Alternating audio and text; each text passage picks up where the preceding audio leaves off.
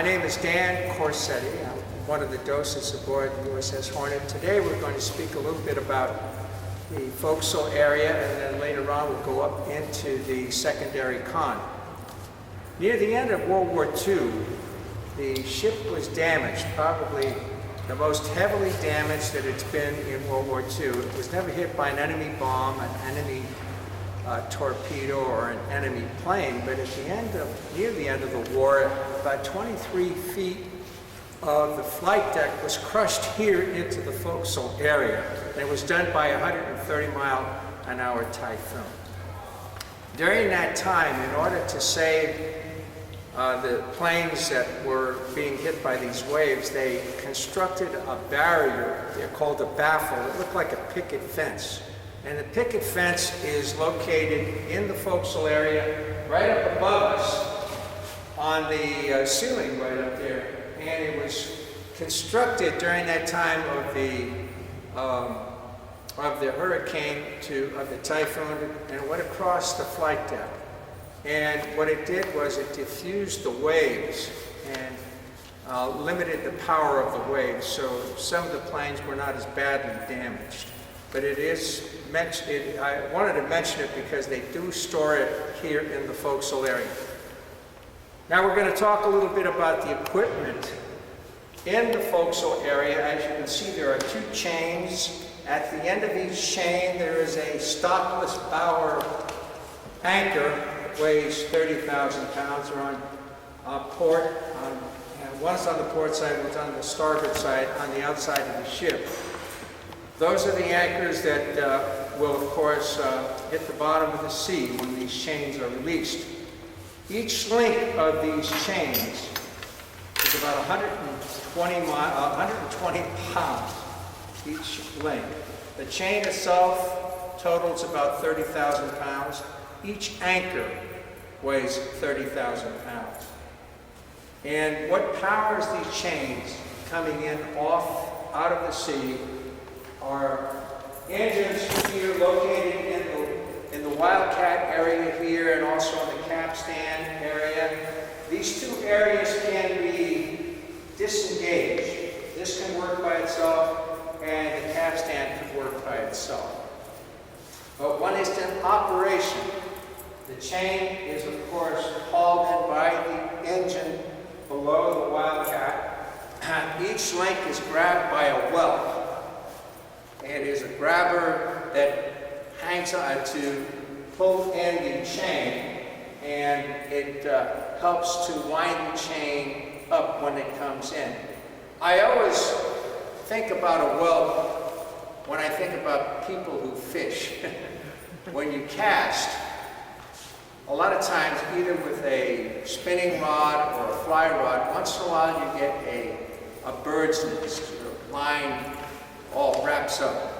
And the purpose of a welt is so that that won't happen with this big chain, because if they get off kilter as they wind up, the only way you're going to unwind them, the only way you're going to fix that mess is to get out blowtorches. It's really something. So a welt is that thing that grabs a chain and allows it to go around the Wildcat in good order without being kinked and so forth. So, we have other instruments here. For instance, this monster bar will lift a chain, so we could put chain stoppers on it. Chain stopper will hold that link in place without putting pressure on the windlass. You need something to keep the pressure off the windlass and the engine. And you lift it with a monster bar and put a stopper, a chain stopper there, and it will stop keep the pressure off the windlass area. We have, at the end of each 6 fathoms, there are chains, links that are marked. They're marked red, white, and blue. And that allows the ship's crew to know how much chain you have going out. The length of chain that we have is about 1,100 feet. And again, every so often, your marked with a red chain, a white chain, and a blue chain, allowing the crew to know how much line you have out. At the very end of the chain, near the end, you have a yellow marking. And that is marked for safety reasons. If you ever get that far down where you see the yellow chain, usually an order is given to the crew in the forecastle to clear the forecastle area, because it's a very dangerous situation. If the chain breaks at that point, you don't want anybody in this area either. I want to demonstrate now how the chain is released to go into the water. And maybe Tony. Can I add a couple of... Sure, Tony wants to add a few things. Tony Clifford is a person who has worked here as a junior officer of the deck. He worked in the forecastle area, so he has things he would like to add. This area, the forecastle, is manned and taken care of by the 1st Division. And I had the honor once upon a time of being the 1st Division officer. As Dan said, there is 1,100 feet of chain, but it's broken down into what they call shots. That's 15 fathoms, 90 feet a shot.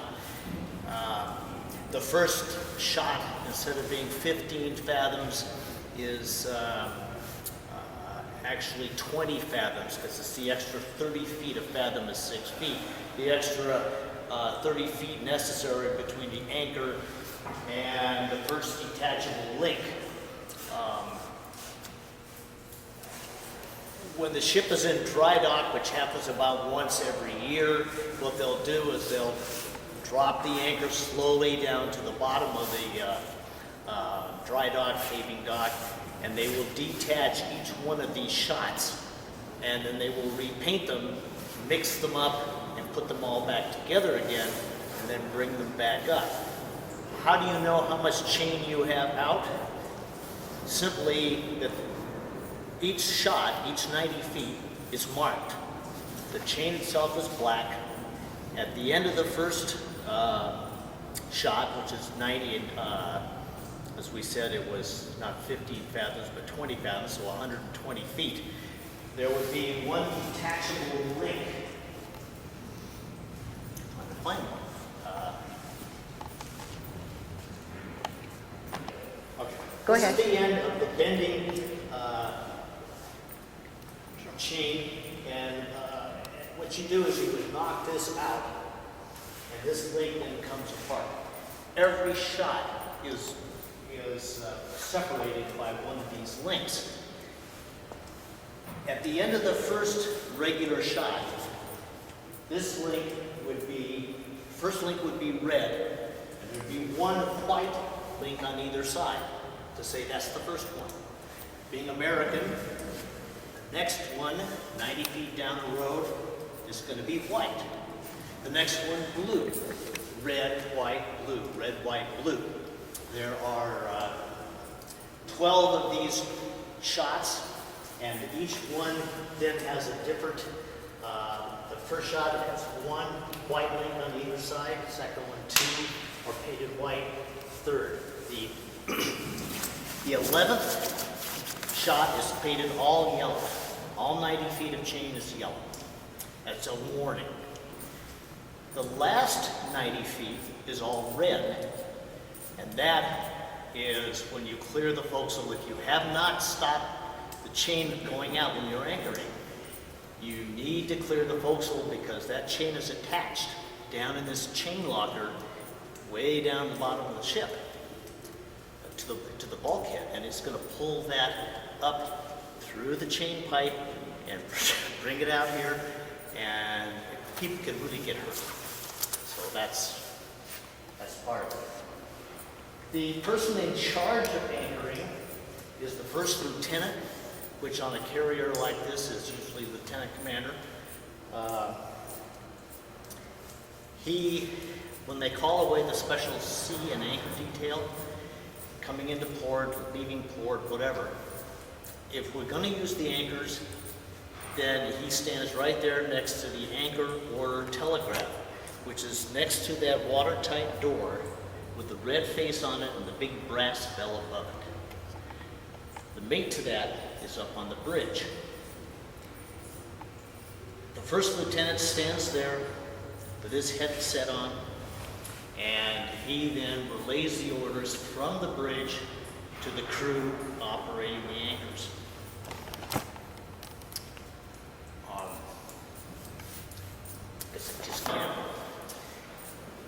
When the ship is ready to anchor, the crew up here needs to make sure that the chain is ready. So what they're going to do is they're going to turn on the anchor windlass and slowly take the pressure, get it tight, and they're going to remove both of these chain stoppers. These are actually pelican hooks, and that one's actually hooked up. It has a bail, it has just like a pelican's jaw or bird. This flips open, and that's held closed by this and this pin. Anyway, so they want to make sure that the anchor will move. So a string will be put on the wildcat, the anchor windlass, and it will be brought up. These will be taken off. The anchor will be let out a little bit and brought back in again. And only one stopper, the housing stopper, is left on, ready to let go. The first lieutenant's back there. There's a handful of crew members back there. And up here are only two sailors.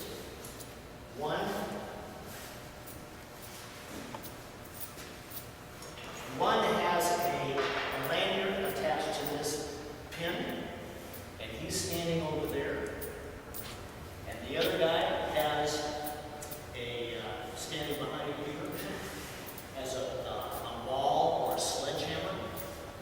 And upon the order of the first lieutenant, this guy's going to pull the pin out, standing there, and the other guy's going to hit this, and away the anchor goes. Okay?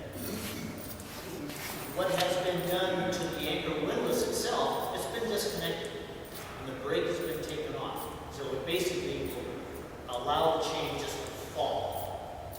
And it goes out with a roar, there's a big cloud of rusty dust in the air, and then all of a sudden, the roar will stop as the anchor hits the bottom. That then gets passed up to the bridge, and the ship begins to go astern until, just like in fishing, you set the hook. Anchoring's the same way. And you'll find it because there'll be a little strain on this. And then once the anchor is actually held into the bottom, they will then cut the engines. They'll then get on the chain jack if you want some more, lift this up, put this chain stopper pelican hook back on, they'll put the other one back on, that's the lighting stopper, and then they will adjust the tension on those two to share the weight of these turn buttons and the wrenches for those right against that upright. Then the anchor windlass will be reconnected, and they'll secure the special seam anchor. There'll always be a watch to make sure that the anchor's not dragging, which you can actually feel just by your foot sitting on it. You can hear noises through the chain. I think that pretty much covers anchor. And in addition to what Tony said, when I first took the course over 6 years ago, I looked it up, we had a chief who actually worked down here, give us instruction, and aboard his ship, nobody wore loose clothing, nobody wore rings, nobody wore watches or chains hanging down. And the reason for that, of course, is you don't want to catch anything in this movement here. That would be tragic if the person got caught up in the chain action, because it couldn't possibly stop, even though we have a brake on it, it couldn't stop in time. So you wore very little that was loose. Everything was tucked in, and no chains, no rings, not even gloves. And sailors would say, well, when we work with the braided line around the capstan, we're going to get burned hands. We might get some rope burns. Well, the answer to that was, would you rather have that or get caught up in the rope? So not even gloves were allowed in this area. That was on certain ships, on certain safety precautions. Each ship had its own safety precautions, and the ship that the chief worked in, that was the order of the day. Again, just 2 men down here when this chain was going. The rest of the crew was up against the bulkhead. During World War II, there weren't piers long enough to berth a ship this big. So many times we get asked in this area, how many times did we actually have to release the chain in World War II? And the answer is about 44 times. Can you imagine? 44 times this action had to take place. And it's such a loud reaction, and as Tony said, if you had loose paint and dust, everything was flying around in here. But the noise could be heard as far away as San Francisco when that chain let go. Some of the questions that you might be asked about when you have tourists, one would be, how many times have you released your chain? Well, in World War II, it was about 44 times. How many men worked in this area? The answer is about 15. About 15. And how far do the anchor chains lower? And of course, the length of the chain is about 1,100 feet. So the action in here is really an amazing thing. The Navy considers a U.S. carrier to be one of the most dangerous ships to work on. You really have to know the safety precautions. You have the chains down here. You have the flight deck with the jet blast and rotor blades, and the lines that hook onto the tail hook of the aircraft. There are so many things that you have to take care of. This area here, number one concern would be safety. Even when you have tourists come here, you don't want them to cross over the chains if you can help it. You want to react in here the same way as if you were a crew member working in this area at all times. So I usually have the tourists go around the chains in front, and if we're going into the secondary con, I very seldom do I have them go across the chain. Not that it's not safe right now, it's just that we want to practice the same thing that a crew member does during when he's actually sailing. One other thing I'd like to add to this is anytime the ship is coming into a port, such as Alameda, this is where the ship was berthed at one point, and definitely where my ship was berthed, the anchors are made ready for letting go because they make an excellent emergency brake. They can let one go, they can let both go, and they really do stop. On the deck here is exactly what the anchor looks like, and the deeper how much chain you let out is dependent upon how deep the water is. If you're more anchoring in something like about 30 fathoms of water, you would let out 7 times that amount of chain. The reason is that the chain holds this, the shank of the anchor down and adds extra weight to pull these flukes into the bottom of the ocean. The deeper the water gets, you need less what they call that scope, because you don't need, it's got enough weight on it as it is. If you put too much scope out, then you have a chance of breaking the chain itself. So, that's it. When the anchor chain is going out, you need to stop it at some point because you know you don't want to see those yellow links and you don't want to see the red links. So as soon as you let out the amount of chain you want, You've got two sailors sitting right here, turning this brake, right? Standing across one another, turning the brake. If it doesn't look like they're slowing it down fast enough, there's a wheel just beneath this in the motor room for the anchor windlass.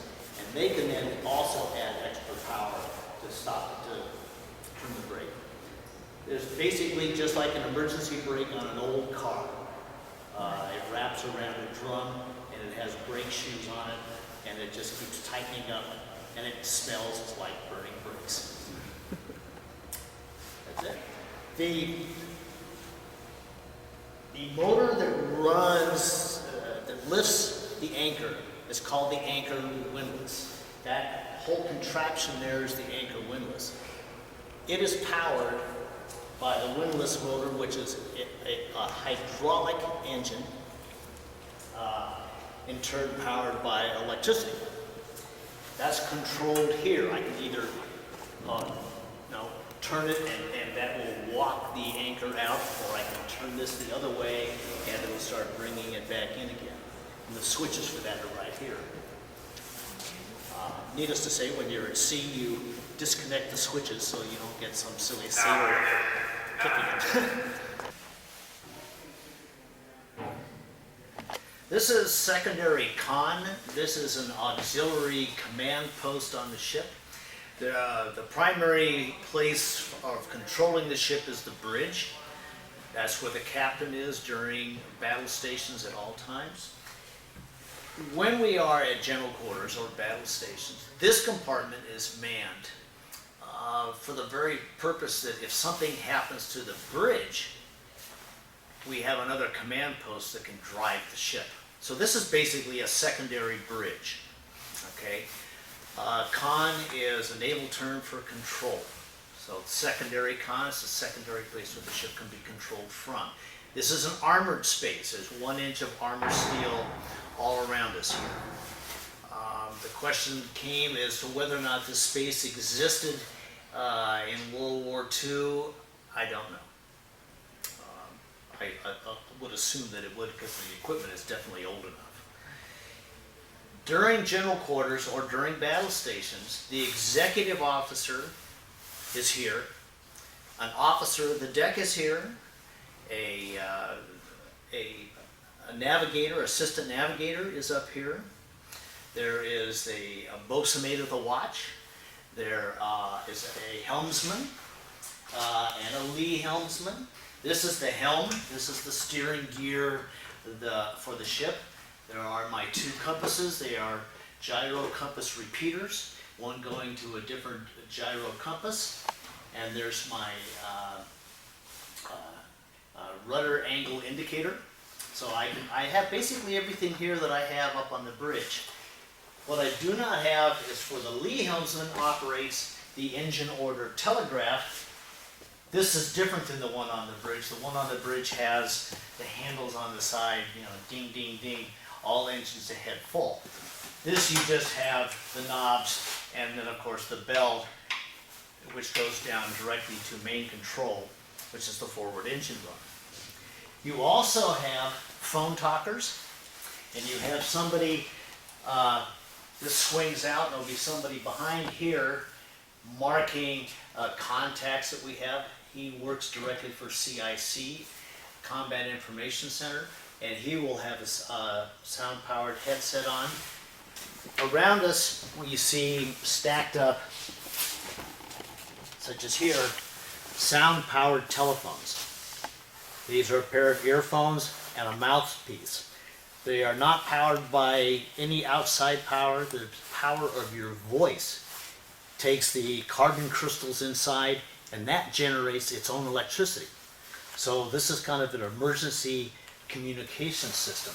There are all kinds of different circuits that these plug into. So you will have the maneuvering circuit, which I think is the 1JV, something like that. You'll have sound-powered phones going to the lookouts, because you definitely need a lookout because you can't see well in here. So there's a catwalk out that door and a catwalk out that door, going out to the corners of the flight deck. So we have constant communication here.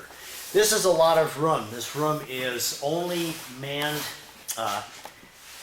during general quarters, battle stations, and during the rest of the time it's empty except for a lone sailor, quartermaster actually, at that table over there marking the charts for all the notice to mariners that come out, monthly. In these file cabinets here are charts of all the waters of the earth. So that if the ship gets redeployed to Mediterranean, they got the charts and they're updated incessantly. Okay. We also have a radar repeater here, which gives us a look ahead, not only for aircraft, but this one's primarily used for the ship's navigation itself, and is usually set, if I'm not mistaken, to 60 miles, something like that. Sailors would have a crayon pencil, and they could mark on this plexiglass surface when they see something, and they can then use these cursor to find out how far away that is from us on the ship and in what direction. Okay. At this point, we usually just open it up to questions. People can go up to the portals up there and see if their car's still safe. This is my general quarters station on the sister ship that I served on, and was very relaxed up here. We had all the sea rations to consume, and the XO, kind of, he hadn't a clue really what was going on, but he acted important. The radar repeater up on the bridge is operated by the junior officer of the watch. That's the lowest of the three officers up on the bridge. It is used primarily for navigational reasons, okay?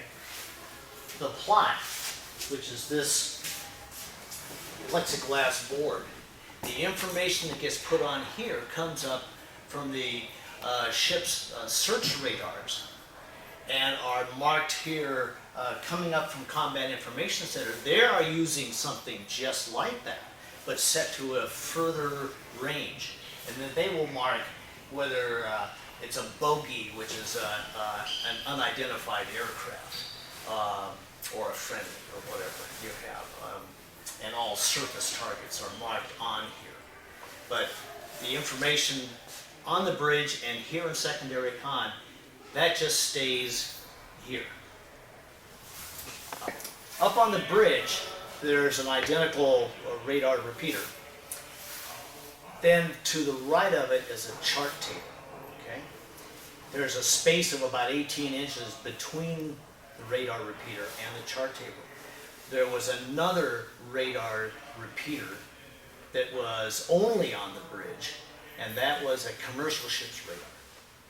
And that had a lot better close-up resolution. If you were, in the fog or something like that, you could actually see a lot better than the big high-power military one.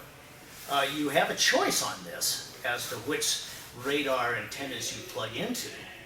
If somebody says, boy, there's a flight of aircraft coming in about 150 miles out, you could switch this to that same channel and watch that flight of aircraft coming in. So that's a very heavy, complicated radar repeater. What it shows, anything it shows on that screen is in relation to true north. Okay, 000 on that compass ring there is true north. And on the missing radar repeater up there is relative to the ship's head. Okay, thanks. That answers my question of how the radar up on the bridge works. Thank you. Sure. I was asked what this box is up against the bulkhead there with all the buttons on it. And that's what, the 24 MC? 29. 29 MC. It is an internal communication system that is, you push a button for the bridge and you can talk to the bridge through that loudspeaker. There are all kinds of methods for communicating on this ship. There are voice tubes, of which this place has nothing. There are the sound-powered telephones. There's the 29 MC. And then last of all, there's the telephone. Okay. So, and then I guess you scream. But then the question always comes, and this is for your benefit, not so much for the training, where are we? And if you look up there, above the fire extinguisher up on the wall, you see the yellow thing. That tells you what the compartment is, secondary con, right? A, in the next line, A is the first third of the ship, so you know you're in the front. The next one is O2, O1 and a half. O2 is the deck we are on. We're on the second deck up from the main deck. And we are 1.5, we're at frame 1.5.